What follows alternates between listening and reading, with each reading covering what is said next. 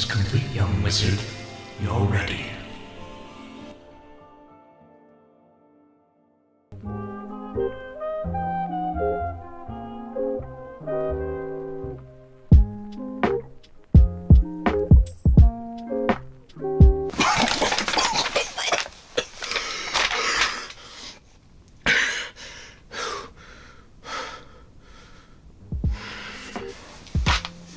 Never sleep with a heavy magazine on your face. I almost David Carradine myself. Anyway, over the past few weeks on and off, I've been playing NightCaster for the original Xbox. This game was kind of a big deal when it first came out. It was developed by VR1 Entertainment and published by Microsoft, and of course it was only on Xbox. And I don't know, I just remember a lot of hype around this game. I never actually played it when it first came out, but my buddy Matt, every time I would go over to his house, I would catch a glimpse of him playing it, and I remember him really enjoying it. So Matt, if you're watching this video is for you. The full title of this game is actually NightCaster Defeat the Darkness. It's a top-down hack-and-slash game that was released for the original Xbox back in 2001. We follow the story of Aaron, a boy who is playing hide-and-seek with his friends in the woods when he stumbles upon a cave shaped like the head of a dragon. Inside, a mystical orb tells him that he is the chosen one and he must go with the orb to learn the ways of magic. Remember kids, if you're approached by a mystical orb in the woods that says they have candy in their van, don't get inside.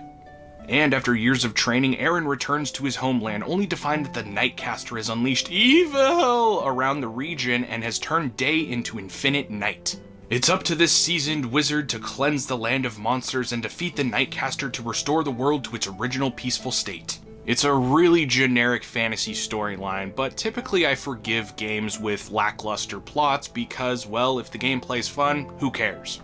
First off, it looks like a Gauntlet-style game, which I'll admit it kind of is. But it has more of a RPG element to it because of all the spells you learn as well as exploring. The main focus of this game is your spells, which are made up of 4 essences of magic: fire, water, light, and dark. Switching between different spells on the fly is key because enemies are color-coded, indicating what type of spell they're weak against. Red monsters are weak against blue magic, such as water and ice, and yellow monsters are weak against dark magic, etc. But something that crossed my mind while playing this was, what if you're colorblind?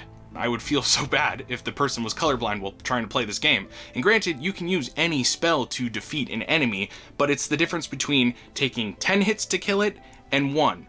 Throughout your journey, Aaron will face many monsters, usually coming from nodes that you'll have to destroy to stop them from spawning. This is my main gripe with the game. Every single enemy has an aggro line. If you don't know what an aggro line is, I'll explain it right here.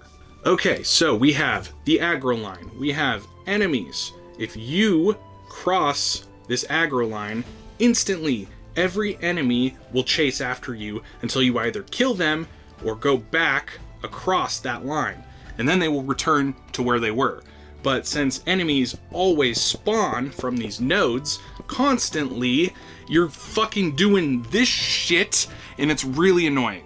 This means you're constantly running back and forth while attacking. It gets overwhelming at times because the monsters spawn so fast and they run even faster. And having to switch between spells to deal the most damage is kind of a pain at first, though you get used to it after a while. The game encourages you to explore the entire map because hidden throughout you'll be able to find new spells as well as spell orbs that increase the potency of your powers, turning them into an evolved form of itself, as well as giving you more mana. This game really reminds me of Quest 64 as far as the spell progression goes. But in NightCaster, you're not forced to neglect one element over another, leaving you unbalanced at the end of the game. You'll eventually be able to level up all elements. New orbs can be obtained via helping NPCs with tasks that boil down to you killing monsters. And granted, you can progress to the next chapter without getting any of the power-ups or exploring the entire map, but it makes the game 10 times harder, so if you really want a challenge, that's what you do.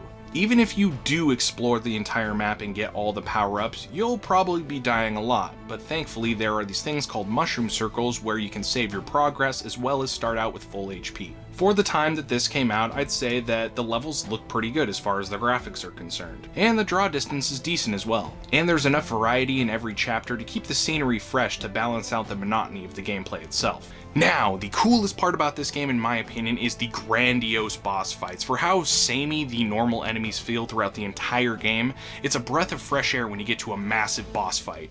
Again, for the time, 2001, this would have been really impressive. They almost feel like a boss fight from like God of War, or even something from an MMO like Final Fantasy XIV, as far as the overall scale. Oh yeah, another cool little feature with this game is Aaron, our main character, ages. This kind of game element is a lot more common nowadays, but back then it was somewhat of an oddity and really gave a sense of time passing, coming from a novice wizard all the way to a wise, seasoned magic user. Overall, NightCaster I would say is a decent game for what it tried to accomplish. With a wide variety of spells, huge maps to explore, and grand boss fights really help with the lackluster fantasy plot that in most cases would go unnoticed in 2021. I won't say too much more about NightCaster because I do feel that people should play these games, and I say these games because yes, there is a sequel, and that's all I'll say about the ending. It's not made by the same company anymore, it's Jellicoe Entertainment instead of VR1 Entertainment. Also, something to note is the sequel is not only on Xbox anymore. So I won't be covering this one on the series. I think everyone should have a copy of NightCaster, at least the first one, in their Xbox collection, because it's a classic only on Xbox game. I remember so much buzz around this when it first came out, and I never even played it until now, and I'm glad I did. Anyway, that's going to do it for this video. Thank you guys so much for tuning in. If you enjoyed it, be sure to hit that like button, subscribe down below, and leave me a comment letting me know your thoughts on NightCaster. And catch me on the next episode when I cover another game that was only on Xbox.